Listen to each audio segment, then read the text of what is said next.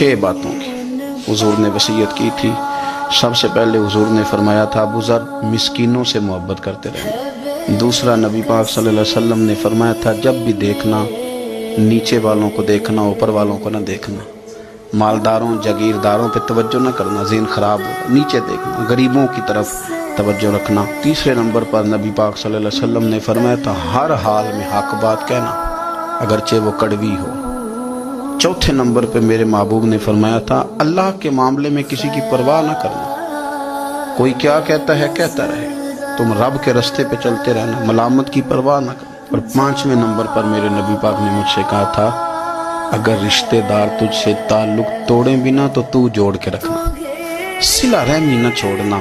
اور 6 نمبر پر حضور نے فرمایا تھا اللہ کے عرش کے خزانوں میں سے خزانہ ہے لا حول ولا قوت الا باللہ العلی العظیم۔ حضور نے فرمایا اسے پڑھتے رہنا